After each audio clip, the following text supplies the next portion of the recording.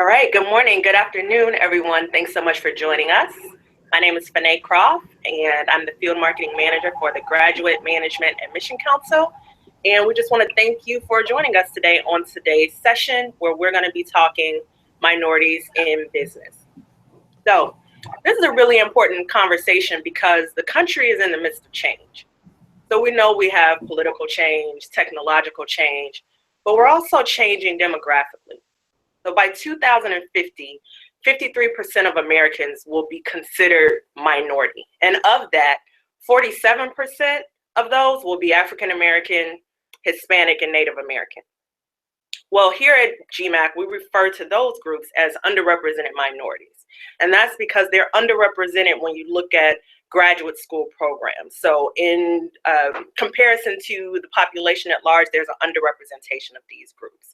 In fact, only about 12% of the B school population is URM, and it's even smaller when you look at the business community at large. 3% of senior leaders at nonprofits and corporations in America are considered underrepresented minorities. So this is a really important conversation, and it's important that that change that we're seeing continues to happen in all areas. So we want the future leaders to reflect the diversity of our nation, and it's just a really important conversation. I'm glad that you joined us today. So on today's session, let me set it up for you. We will have a conversation with current students and alumni, so we'll get their perspectives, their insights related to their business school journey. Next, we're gonna hear from Ann Richards, and she's a Senior Associate Director of Financial Aid and Admissions over at Cornell University. And so she's gonna provide insight and tips on funding your degree, help you get some information on how you're gonna pay for this whole thing. If you're interested, you think you see an MBA or graduate business school in your future, we wanna make sure that you feel equipped and enabled and you have the information you need to take the next step. Lastly, we're going to hear from representatives from the National Black MBA Association and also Prospanica, who are going to just speak from the perspective of the business community at large, their organizations, and help shed some light on this important conversation. So before we jump into it, just want to make sure that you can get your questions answered. One of the main reasons we do this is so you can hear directly from these folks who've experienced it and know it, but we also want you to be able to ask any questions and clear up any misconceptions or issues that you might have. So you're watching on YouTube, post all your questions to the comment section. We will stop about midway through after we have our conversation with the students and alumni, take a few brief questions there, and then we'll also answer some questions at the end of the event as well. So again, thank you for joining us, and we're gonna go ahead and get started talking to our students and alumni. So thank you so much for joining us today. We have Shirley Arteaga, and she is a pre-MBA student. So she hasn't started yet, so she's fresh off of this process.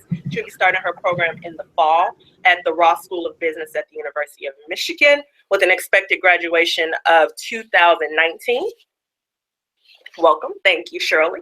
We also have Tunde Onguntamian, who is, he's a current student at Columbia Business School. He's gonna graduate in 2018. And then we also have Marco Ramirez, who's he completed his program in 2015, and he graduated from the University of Texas, Austin. Everyone, for joining us today. Sure, Tunde. Let's start with you. Will you tell our viewers, tell them a bit about who you are, where you're from, and how you got to where you are today? Sure. Like you said, my name is Tunde Oguntamiyan. I was born in Nigeria, grew up in Baltimore, Maryland, attended University of Maryland, Baltimore County.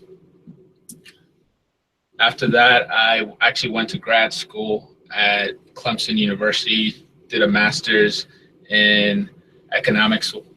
Once I finished at Clemson, I started working in the consultant industry. I was a statistical analyst for a consultant firm, worked in the oil and gas industry, did that for 5.5 years.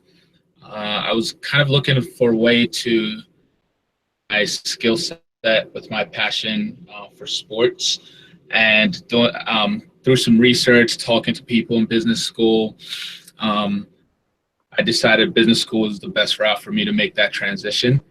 So I wanted to go to business school. I felt like I needed some support through the entire application process. So I applied to MLT, Management and Leadership for Tomorrow. Did that, did the MBA prep program there, business school, got accepted into a few schools and decided to come to Columbia Business School because it was the best fit for me. Started here in August and then. Awesome. Shirley, tell us a little bit about you and how you got here. Yeah, hi everybody. My name is Shirley Artiega. I was born and raised in Arlington, Virginia. I graduated from VCU in Richmond back in 2010. Shortly after graduating, I began working at the Arlington courthouse because I did get my degree in criminal justice. Gave that a chance for a little bit, realized I was only a cog in the wheel and wasn't making much of an impact. So I decided to begin volunteering for a nonprofit in which I began working for Mary Center in DC in 2012. Since then, I've actually been at Mary Center and I've grown within my HR role. I'm currently the HR business consultant, and so I focus on organizational leadership development, employment law, and compliance. I also did apply to MLT. Maybe about 2 years ago, I did decide that in order to become the strategic advisor to industry leaders and align their business goals and objectives to human capital, it was best for me to go the MBA route rather than a different master's. And so I tried it out on my own for 1 year. Unfortunately, that didn't work out for me, which fortunately now I see that it wasn't the best of times. So I also applied to MLT and I completed MLT MBAP this past February. And I will be attending University of Michigan Ross School of Business this fall. Okay.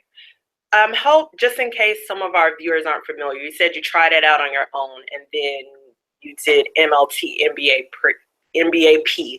Help the viewers understand what you meant. So you tried to apply and you didn't get into the program that you were looking to get into, or?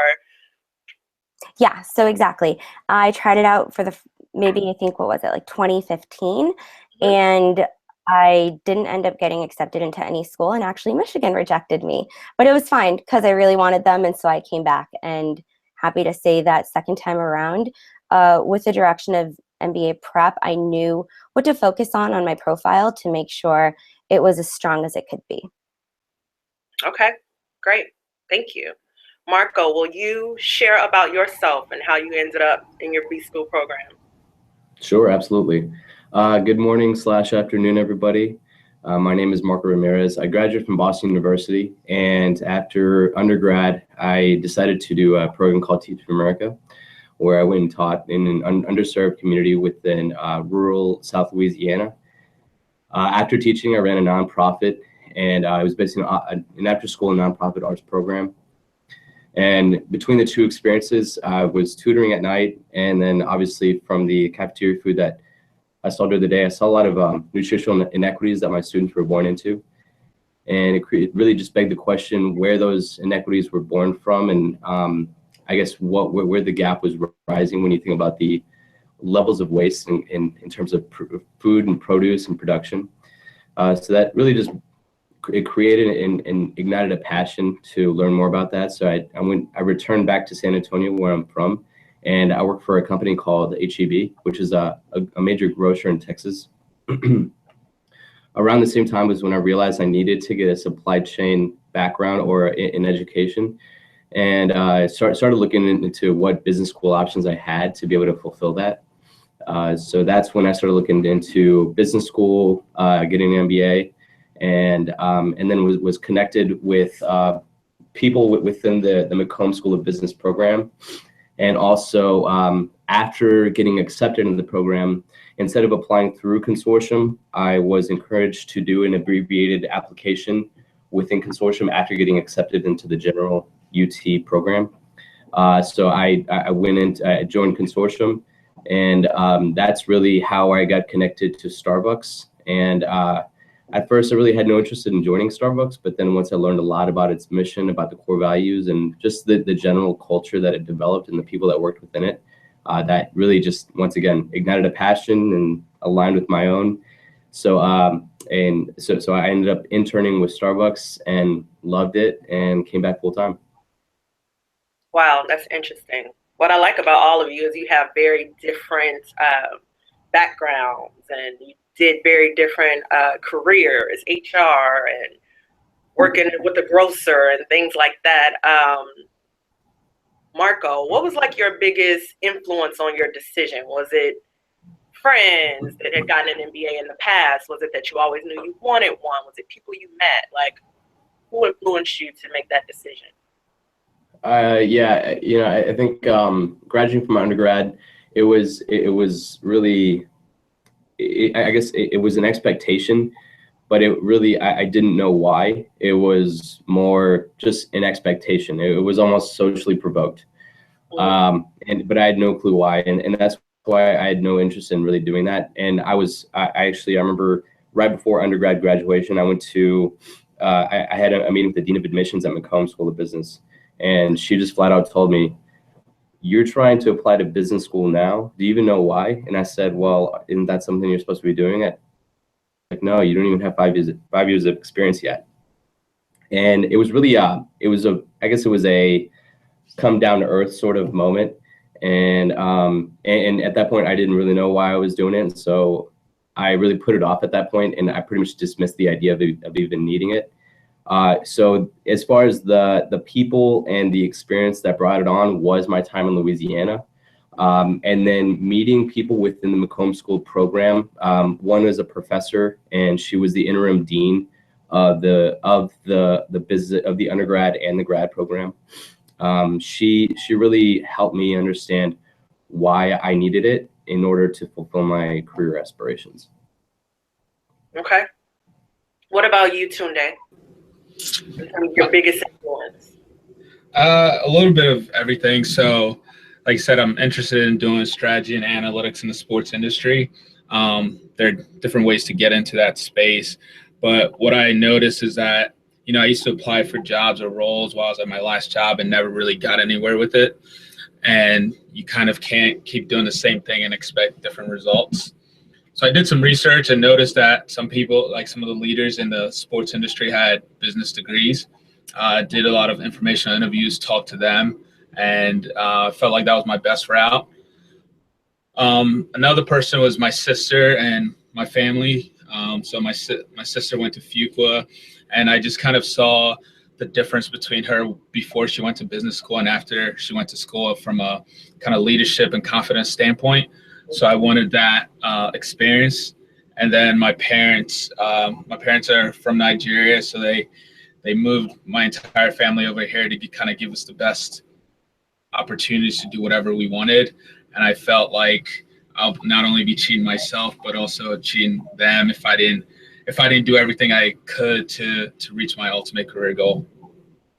Awesome. Yeah, no, that I completely get that. And I think you're speaking to a point that oftentimes people will think of the MBA and they think about it very narrowly. Like, you're trying to work on Wall Street or something, MBA. Other than that, maybe I don't need it. But I think, both of you are really showing the breadth of it and what an MBA can provide. And you hear the saying a lot of times when you think about the big companies, and especially like the tech companies, and you see the exciting things they're doing, but then you don't realize in the background that there's a lot of MBAs, really running the show and making things happen at these organizations.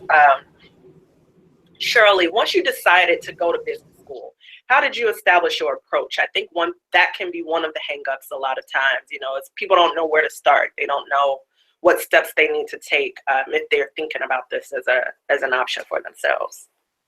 Yeah, so when I first decided, the first thing I did was reach out or look within my friend group to see who out of my friends had gotten their MBA, and I actually didn't have any. And so I kind of took it a step further, and I'm a part of a sorority. So I looked out to my sorority and talked to a few sorority sisters. One of them was really great. She asked me, okay, like, why? What are you considering? At the time, I think I was considering a part-time program because I didn't feel comfortable about leaving the workforce for 2 years.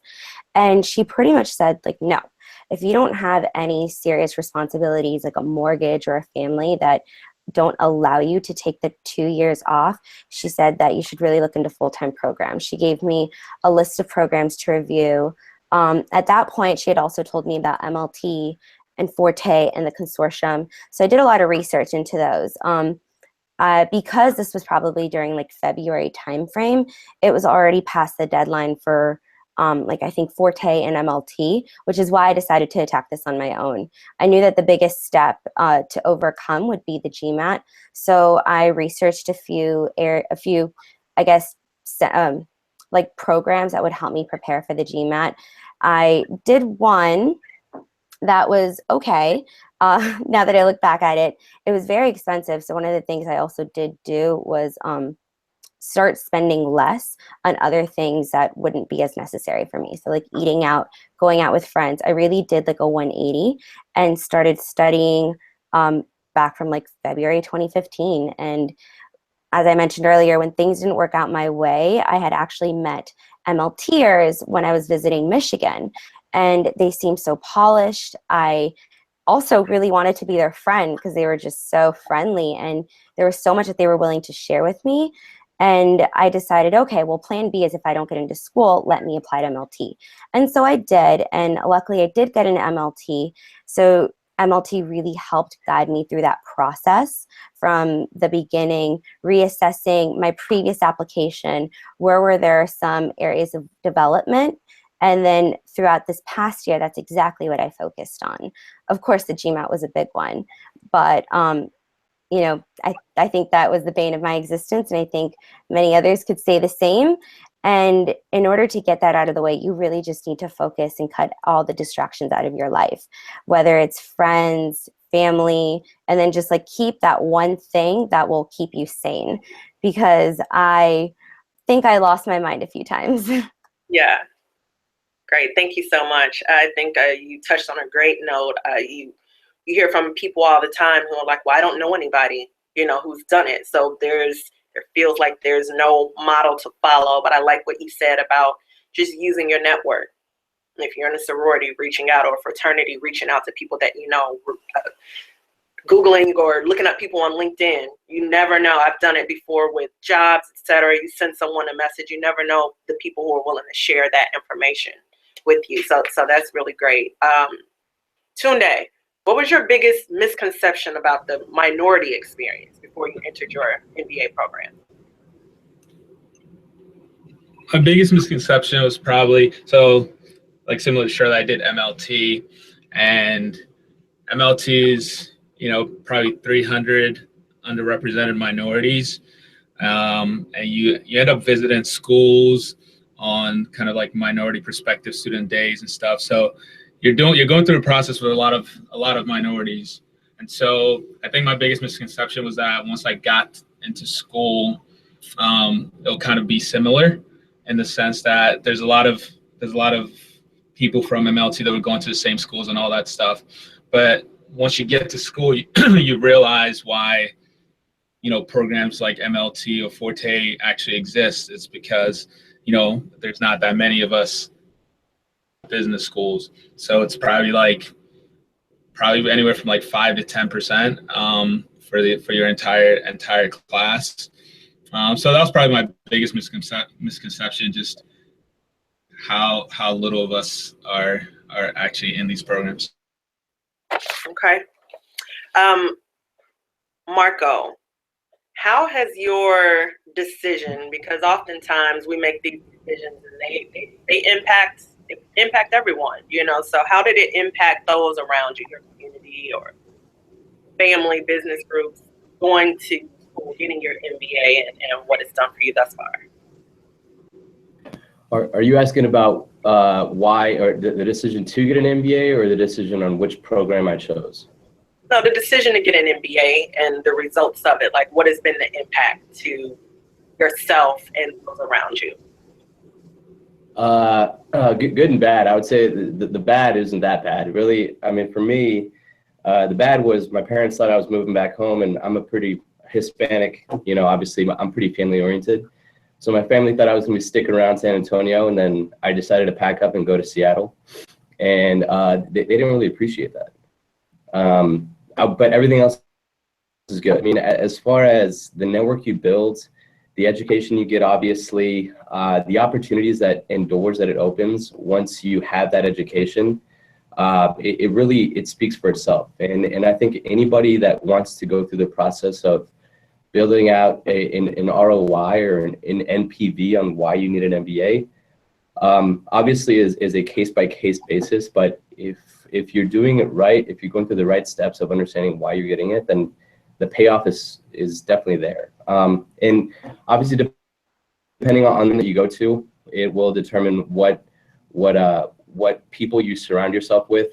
So whether you're a current student and you're living in that knowledge. So I mean, everybody I've met at Ross School of Business that lives in Seattle that I work with now at Starbucks are really, I mean, talented people, and they're people I love working with and hanging out with outside of work. And so that network that you build, especially if you're MLT, consortium, whatever, if you're a Forte, it's not just specific to your organization, nor is it specific to your MBA program. You're going to find yourself meeting people who are also fellow MBA grads outside of the program and you know, across the nation, just because of the fact that there's that common ground, and there's that next level that really connects everybody.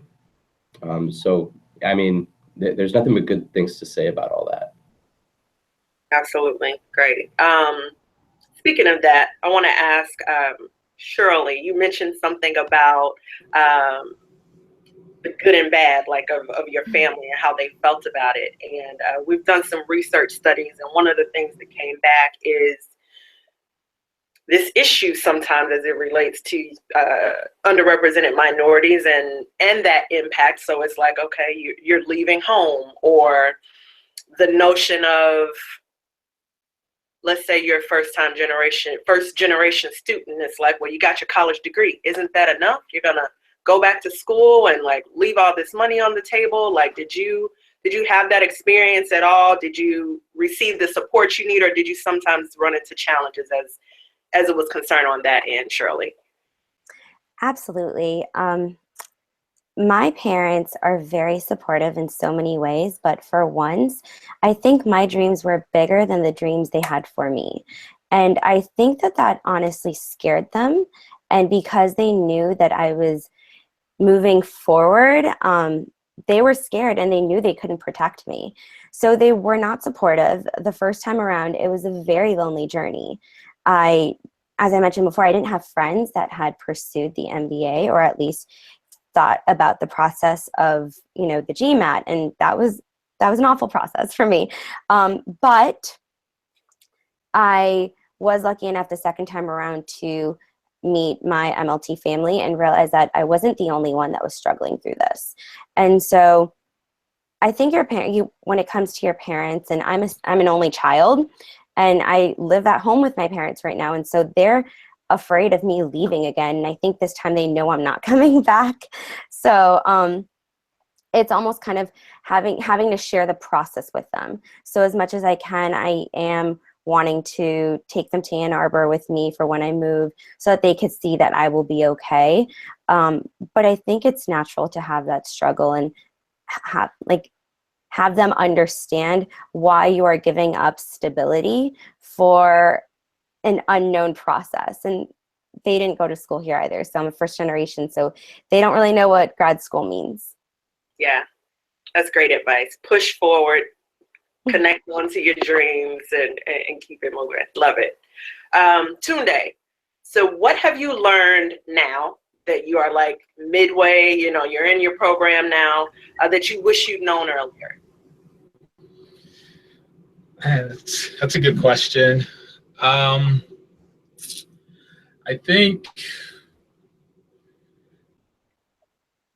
just it has to do with balance, right? So going through the entire process, you know, everybody you talk to is going to tell you how busy it is and how crazy busy your entire schedule is going to be. I think it would have, if I knew. I think things started getting better for me here once I realized that you can't really do every single thing great. that's a tough thing to kind of come to terms with, especially if you've gotten to this level so far. You're probably used to, being successful, be it academically or with your career. But once you get to business school, it's almost impossible to juggle every single aspect of business school and do it all great. So I separate business school into 3 areas, which is social, academic, and career. And I think it's not possible to do everything great. So you have to prioritize what matters to you at the moment, and basically go off of that. And I think if I knew that before business school, it would have helped me and during the first few weeks. It took a couple of weeks for me to come to terms with it, but that's probably something. Yeah, just getting the balance of it all. Marco, what advice would you give to those who are watching who are interested in getting their MBA? What would you tell them? In terms of what? In terms of if they're interested in getting their MBA, what advice do you have for the process? What do you think is important for them to know? Oh, man. There's a lot. So I guess starting with test prep, obviously, I think it's been touched upon, but really just making sure to create a discipline within your life. Everybody's got their own studying styles, study habits. One of the questions that's been brought up was not just why you're getting an MBA, but what type of MBA you're going to be getting, whether you're going to be doing part-time, full-time. All that really plays into why you're getting it and what you're shooting for. So having a clear understanding of what the differences and the nuances are, you want to do your homework as to what you're shooting for. So if you're shooting for staying in the same company and you just want a lot of that level of professional development, part-time is considerable. If you're looking for a career switch, if you're looking for switching companies, switching functions, consider full-time. If you're thinking network and you want a full-time career advisor really behind you the entire way, think full-time. If you want to change regions in terms of your company, and then that plays into which program you choose. So, Ross is an exception where there's going to be companies from everywhere coming to you. But at the same time, if you know what company you want to work for and you know that they recruit heavily from one region or from one program, for instance, then you would want to look at that program. So really know what you're looking for, I guess, is the short end of it. And then there's also questions about how you prepare for a GMAT. How would you fill out the application? All those things. One thing that you can do is, regardless of where you live, there's the opportunity to sit in on class visits. I would say that's one of the biggest feathers in your cap in terms of showing your not devotion, but I guess commitment to one program. If there's a program that's your dream school or just one that you're really targeting, and in doing so, you inadvertently also create a network that you can ask those current students, first or second year, what did you do to prepare for the GMAT? What is your focus? What companies or industries do you see recruiting heavily out of this program? And you have that network that you can tap into without feeling like you have to stalk and hunt through LinkedIn.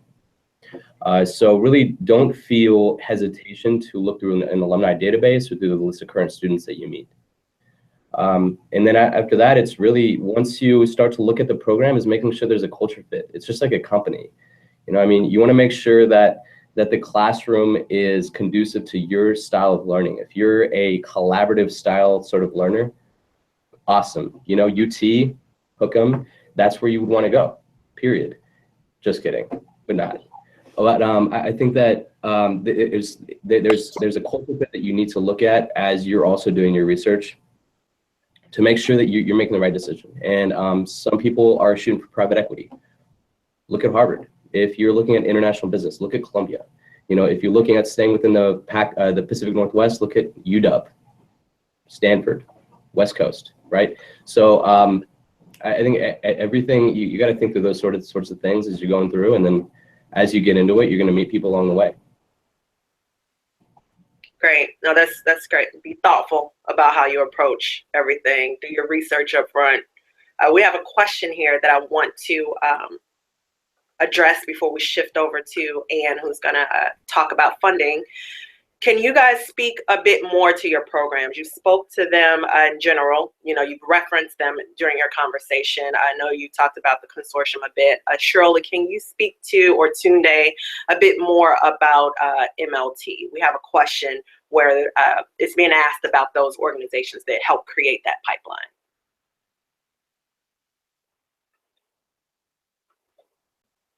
I'm happy to take the MLT question since I just completed it not too long ago. I think it's great. So I guess, let me start off with saying you get paired with, as Tunde said, with 300 other individuals. And for MBA prep, you attended different seminars. These different seminars focused on different aspects of your profile. So I remember for a first seminar when I didn't know a soul, all I knew was people's avatar from GroupMe. You go into this room and all of a sudden you feel like family because you're all in this together. And having tried this alone previously, it was a very lonely road for me. I was so happy to know that I wasn't the only one struggling. And it was almost one of the biggest support systems. When I couldn't keep going on, when I thought I was done, my friends just knew what to say to keep me going. And so the first seminar really focused on personal issues, very much like what Marco touched on. Why do you want this? What are you looking to get out of this? Be thoughtful about your process and what you want to look at for a business school. So that was the first seminar. And then a bit more, I think it touched up on different functions and different industries so you'd have a better idea of what your opportunities may be. Then the second seminar was an opportunity to meet admissions officers. And I think this is also when we had mock interviews. So not only meet with them, you have an opportunity to interview with them. They give you feedback on the questions they might have asked, maybe what you could do, what you can touch up on. And we discussed, oh gosh, it was like 9 months ago. I can't remember very much anymore. So it was just different things that we touched upon. And then the last seminar, same thing. We did interviews once again, but this time we did a full interview with one school. Those are the things that were most helpful. Along the way, you also did have a coach to help focus on just your profile. What are the things that you might have to work on? Whether if you don't have a strong quantitative profile, should you take classes? If so, which ones? And also my coach was very supportive. I will like to add one thing that she said that I carried out throughout the whole process, and it was keep your eyes on your own mat.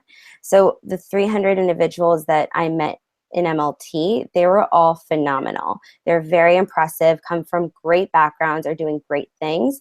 So it's really easy to look over to your side and say, hey, like, I want to do that. How come it's working for them? But she was really diligent in reminding us all that we all have our own process. And so stop paying attention to what your neighbor is doing. Focus on what you're doing, because that's the only way you're going to get to your own end goal. Thank you. You know, I'm going to shift over to Ann. I want to make sure we get all of our guests on, and then we're going to continue on through the questions from our audience. So thank you, Shirley, for that. Next, we're going to talk to Ann Richards. How are you, Ann? I am great. Thank you very much for having me today. Thank you for joining us. So we have a lot of guests on, and I'm going to even want you to address one of the questions I see who is wondering about advice for people who have not used a program like an MLT or a consortium. But can you speak specifically to funding this degree? Like, we know that that is often a barrier. People look at the sticker price of the programs and they say, you know what, I'm not going to even try, or that's going to completely be out of my range. So give us some, give the viewers some perspective on how they might want to approach it. So I do think that there are really two myths that I want to try to dispel about an MBA, the cost of an MBA. And the first one is that it's so expensive, I can't even conceive of doing it. I'm not going to be able to afford it. I can't do it. And I do want to reassure applicants and viewers that there are resources to help you cover these expenses. So, you know, costs, although costs are a factor, it should not be a deterrent. The second myth I want to try to dispel is that, oh, I'll make so much money as an MBA. It doesn't matter how much I borrow. I can borrow everything. and I don't need to worry about repayment. You need to find sort of the equilibrium between those two extremes. This is an affordable degree. It is a degree that very often will enhance your salary and your earnings potential, but you don't want to limit yourself. And the best way to really put yourself in a position that you can take advantage of this MBA is really to prepare financially from the beginning. And I think this is actually a great time for the viewers to start. As you're either in school now or just recently graduated, you want to think about how you're spending your money and where your money is going. So I like to say there's sort of 3 easy steps to preparing financially for business school. The first is to know where you are. Get a copy of your credit report, make sure, create a balance sheet so you know what your expenses are, you know what your income is, and where your money is going. Make sure you get a copy of your credit report and keep an eye on your credit report. You want to always be in a position where you know how others view you financially.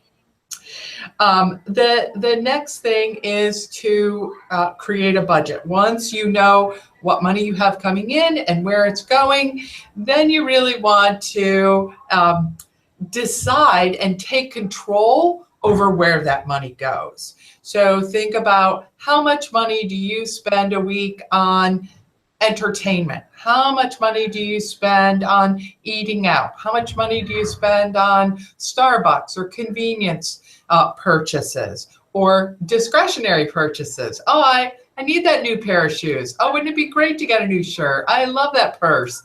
And then look at your expenditures and decide where you can make some cuts, where you can cut back, where you can eliminate things. I think that Shirley mentioned when she was preparing for the GMAT, or when she was realizing how expensive this was, she started to cut back. And that's a great thing to do now. Start to build a savings account. The third step is start to save money for this MBA experience. MBA programs generally award their scholarship dollars based on merit, not on financial need. So building a savings account is not going to hurt you. And in any event, even for those schools that do award scholarship based on financial need, when you quit your job to go to school full time, you're needy. Trust me, it doesn't matter, that you have $10,000 saved or $6,000 saved. But that savings that you develop will help you participate in GMAT prep courses, or participate in school visits. Or once you're in school, it may enable you to participate in things like international trips, or just social things like the NBA Olympics or the Tux Winter Carnival. And so you want to position yourself or put yourself in a position where you do have some resources.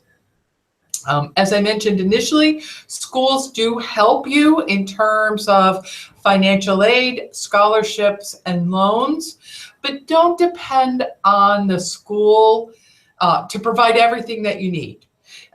If you give that power to the schools, you'll end up going to the school that gives you the most money. And that's not necessarily the best choice for you. You want to go to the school that is the best fit for you. And I think Tunde and Shirley and Marco all sort of hinted at choosing a program that is the best fit for you. So you want to try to put yourself in a position where the amount of money that a school offers to you, although it may influence your decision, it's not the deciding factor. In addition to resources that the schools have, you can look for outside or private scholarships, what I like to refer to as portable scholarships. These are funds that you can take anywhere. And there are organizations, there are resources that are available to students based on a variety of factors. It could be your ethnicity or heritage or gender or religion or, left-handedness or, the fact that you come from a family of firefighters or police officers or you're a military veteran. So there are lots and lots of pots of money out there that you may be eligible for and qualify for. And you can start that search about the same time that you're starting your MBA application process. So don't wait until you get admitted to find out about scholarships or ask about funding. Be proactive and start that process early. And then one last pitch. I know I'm putting a lot of information. One last pitch. Apply for scholarships from every school that you apply to. Don't be afraid to ask for scholarship funding. I think sometimes people think, oh, if I ask for financial aid, I won't get admitted. It has nothing to do with your admissions decision. So pick the schools that you're eager and excited about. Apply to those schools, apply for funding, visit them, prepare financially, look for outside scholarships, and this will be a very affordable and financially rewarding experience. One quick question, Ian. Is there a place, you mentioned portable scholarships for various reasons. Is there a destination that you go to find these, or is it just Google searching? So there is no single central repository. There is a website called FastWeb that will search for private scholarships. You'll enter your profile and it'll search for scholarships and send you information on them. That is predominantly geared towards undergrads, but it's not exclusively for undergrads. The other suggestion that I have for candidates in this position is to look at the school's websites. So on Johnson's website, for instance, we have a list of some of the more popular private scholarships that our students receive, but we also have a link to a document that's like 8 pages long that has information on private scholarships. So, and we're certainly not the only school that, publishes that kind of information. I know that on many schools, many MBA programs, financial aid pages, they have similar lists or links to similar scholarships. Okay, so start with the schools, dig in, and ask. That's it, exactly. The money that they need to see if it's not. Yeah. Thank you, Ian. You're welcome. We're going to shift now and hear from our colleagues over at Prospanica and the National Black MBA Association. So we have Nancy Solis Vargas representing Prospanica and Troy Evans representing National Black MBA. Thank you so much for joining us, both of you. Your perspective is very important. And so I'd like to start with you, Nancy. Yes. Can you tell us, and I can't see you anymore. I know. I see that I don't know what happened to the actual. The whole time and you vanished. But if you could just share your perspective or Prospanica's perspective on why this conversation is important.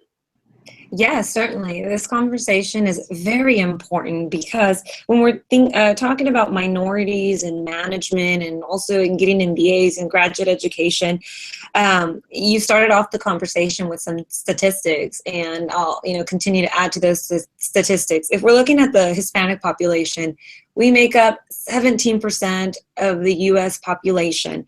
That's over 54 million people. But when we look at the executives, the folks that are on the board of directors, leaders of nonprofits, even people in Congress, we're less than maybe 3-4%. And if we look at Latinas, so females, it's less than 1%. You know, that's telling you something. Is it that minorities, we're not preparing ourselves to get these positions? Or is it that people around us see us as we don't have the skills? Or is it we're just not getting those positions? I think that's very important that we're having these conversations, because there's a big issue in our community with that. What about you, Troy? What are your thoughts? Agreed. When I look at the historical nature of the National Black MBA, we've been around since 1970, but in those 5 decades, the Black population has continued to come in last when it comes to economic well-being, when it comes to graduation rates, when it comes to employment rates, when it comes to wealth and income, and the education aspects that we're talking about and the business aspects that we're talking about from a diversity perspective all play into this. So, you know, right now we have, in conjunction with Prospanica this year, the largest multicultural career fair in the country, and we're looking for CEOs to sit on panels. And in the history of Fortune 500 CEOs, there's only been 15 Black CEOs. So, I mean, when you think about the fact that the Black economy is the 16th largest economy in the country, spending close to $1 trillion, and we only have 15 Black CEOs historically, that's not accurate representation, and that plays out in those statistics over time. Absolutely. So, what advice would you give, both of you, to those who are interested in being a leader or kind of shoring up some of those disparities? What can these folks start to think about now? What can they start to do now? So I would share that if you want to be a leader, getting a graduate degree in MBA is a really good start, just because you get a really good foundation in education, and the networking opportunities in the schools is really great.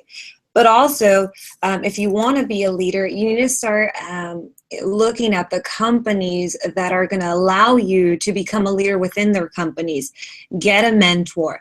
Very important to get involved with diversity organizations. I would say Prospanica or the National Black MBA are amazing organizations to get involved that can help you. We're here to help each other, and also get involved with industry organizations. For myself in human resources, being involved in SHRM at the local, at the national level is important. You got to start at a young age building your brand. Don't wait until you're ready for interviews or wanting to start your first big career. You got to work on your brand at an early age, and you have to get involved in the community. Leaders, they're involved in their community, and you have to make sure you surround yourself with a strong network. And I think very important when we're talking about minorities is we need to not allow our culture and our background to stop us. We love our culture. Our cultures are beautiful. But when we look, for example, at the Hispanic population, I would say from experience as Latinos, we don't like to toot our own horn or share what we've done, you know, and that can hold us back. There's a lot of things about our culture that can affect us. So it's important to have a good balance. We're not saying forget your culture, but we're saying don't let your culture stop you or limit you. Those are some of the things that I would offer as an advice to anybody who wants to be a leader. Great. Troy? Agreed. I agree with everything Nancy says. In addition, you know, I would think I'd say recognize that you are at a bit of a disadvantage as an underrepresented minority because your family probably hasn't been through what you're trying to accomplish for that many generations, right? So you don't have the knowledge being passed down to you that some of the other ethnicities may already have ingrained into their family and knowledge that's being passed down. In addition, I would say start with the end in mind, right? So if you know where you're trying to go and the lifestyle you want to have and the what you want to provide back to the community, start with the end in mind, and then seek advice, as Nancy said, from organizations like ours to find the correct pathway to get there. When you come to our organization, we're going to talk about the importance of getting a mentor, right? You're going to need somebody. Nobody gets to a level of success by themselves. So, how are you going to have somebody in your corner giving you guidance? As Nancy said, don't wait, do it now. You seize the opportunity, seize the day. Education is very important in this process, but also think about your ROI. So, Marco was talking about some various aspects of choosing an MBA program. The knowledge is going to be the same with no matter what MBA program you go to, but the economics are going to be different, and the ROI is going to be different. So you need to think about, the importance of that as it relates to you as well. So I think all of those are some of the things I would communicate to someone who's seeking to be a leader, and understand that if there's a will, there's a way. Great. Thank you both so much. Is there, I know that you have your joint conference coming up in the fall. Is there anything that might be helpful, there that could help, with this type of, endeavor, or looking to become an MBA? Maybe they aren't yet, but they want to. Definitely. And it was interesting listening to all of the panelists earlier. Registration is going to come up soon, but we have a higher ed expo that'll be a part of the conference this year. So it'll be more focused on education and not just jobs. So you'll be able to hear from GMAC, you'll be able to hear from College Board, you'll be able to hear from the consortium, you'll be able to hear from how to get into MBA programs from a top 5 business school. So there'll be that aspect that you can get out of it. I heard an individual talking about their interest in sports and entertainment. We're going to have a sports and entertainment experience that's all about how to break into those industries. And then we're going to have some of the best leaders and mentors that you're going to get information and advice from on these panels. And there's not that many settings in which you'll be able to have intimate opportunities to ask questions, get to know someone, shake hands, and actually, pass a business card back and forth. So, definitely come to conference, but get the most out of it. Don't show up and just attend the parties, right? Make sure that you are attending those sessions, asking the questions, and getting all the knowledge that you can. Yeah, and I'll throw in, we've talked a lot about investing in ourselves with education. Just this conference, it is a huge investment for yourself. And there will probably be some opportunities. I know in the past, Prospanicas has had some scholarship opportunities to attend this conference. So be on the lookout of what our different organizations are going to be providing. And I would just say, having attended these conferences 6 times already for the past 6 years, it is worth every penny you invest for the people you're meeting, the network that you're have access to. So make sure to keep that on your calendar and look out for more information about the conference. Great. And I'd just like to add there as well, they mentioned conferences. If you've listened to this entire event, the common thread I've heard is networking. Using your networks, getting that information you need at all aspects, whether it's pre-MBA as you're thinking about it, whether it's post-MBA as you're looking to matriculate into the workforce. You got conferences like the conference coming up in the fall. You have the tour events where the MBA tour, QS, these events where you can go and talk to these schools. If you're an undergrad right now, we heard the GMAT come up a little bit. Start thinking about testing now, testing early. Those are stats show that the earlier you test or you're closer to undergrad, you typically perform better. You're in study mode. So think about it when you're making those steps within your careers. Let's say you started in the workforce, you're already in the workforce. Think about it. Be strategic about the roles you're taking, and start thinking about that story you're looking to tell about yourself. So when you start making those applications, you can clearly articulate where you've been and where you're looking to go. We have a few other questions. Today, I wanted to kind of piggyback off your comment about preparing early, for the GMAT. There's a trickle down effect for that. And a lot of times people will take the GMAT because they know it's good for 5 years, and they'll take that score, and then they'll rely, when you're talking about underrepresented minorities, they'll take that score and rely on that to see what school they can get into, instead of approaching it as, let me keep taking it and practicing and improving and doing better and better. And that small amount of effort, relatively speaking, that you put in on the front end has a long-term income and wealth gain over the lifetime of your career earnings that is, exponential based on the business school you're going to be able to get into. So it's not just prepare and take the GMAT, it's approach it as if you're trying to get the perfect score every time. Absolutely. Say it all the time. Think about the GMAT as a barrier, but we say use it as a tool. Think about it as a tool to help take you where you want to go. So thanks for that, Troy. I want to ask a few of the current students and alumni. Marco, how did school visits play out? What role did school visits play in the process? So we have someone asking that because they are trying to figure out like how to go about choosing. So how did you guys arrive at where you ended up? So the school visit really was, to me, was the differentiating factor. So I think it was brought up the fact that a lot of the hard skills are going to differ marginally between programs once you start to filter down, filter through schools and whittle down your list. The school visit really, one, like I called out before, is it's going to help you identify the right culture that you're looking for, what sort of learning and team environment that you're looking for, what level of diversity you're looking for. You'll see that in the class visit is what degree of diversity, not just ethnically, but backgrounds, geographically, the inclusion of international students, really from industry, across industries. So that's one thing that you'll get out of that. Another is being able to keep an eye on, or being able to build that network of current students. And two, when you're in an interview room with either a student or an admissions director, and you're able to say, I sat in on this professor's class, and we learned that they were discussing this business case, and I was sitting with this team with these students, and I ended up connecting with them afterwards. It's just that extra step that you took, and that last mile that can put you above some other candidates if it comes down to you and 10 other candidates for that final spot. Okay. Tunde, did you set up a visit for every school that you applied to, or was that more of like your last step?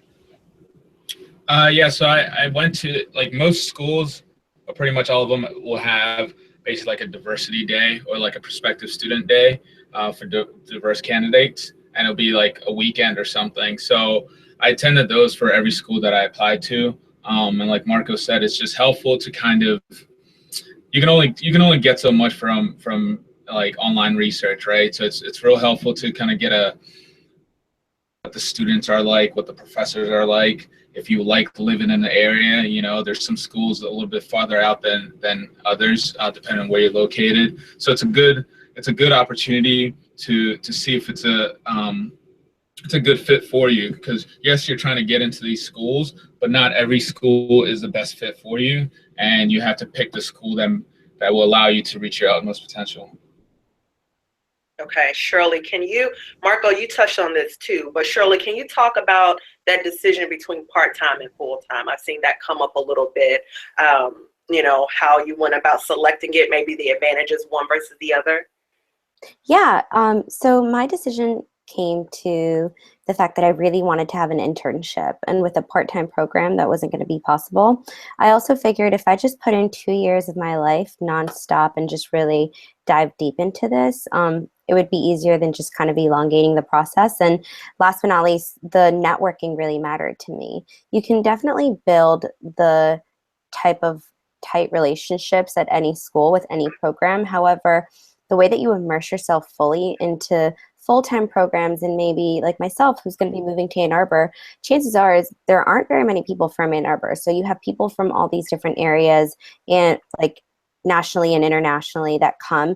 And so everyone is willing to kind of make the most out of it. And so you have a greater opportunity to get the most out of your networking and your relationships. So those factors were really what drove me to decide full-time was a better option.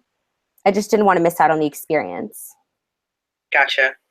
Yeah, and that goes back to Marco's point a bit about knowing your end goal and what it is that you're looking to get out of your MBA experience. And hopefully that information might guide whether you choose a part-time program versus an MBA program. If you're looking to take the next step at your current company, you know, that may take you down one path versus changing careers altogether and moving into a different industry that might take you down a completely different course.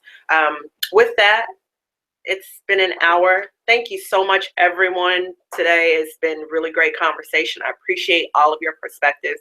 And we want to continue this conversation. So I know we got a lot of questions about some of the organizations, MLT, et cetera. We've done an event previously where we highlighted those organizations, and we'll do another one later this year where you can learn more about those organizations. If you have questions about the GMAT or anything like that, again, stay tuned to our calendar of events. We'll have information that's talking about those as well. We appreciate everyone who has joined us. Thank you so much, and best of luck to you all. Good luck and have a great day. Thanks for having us.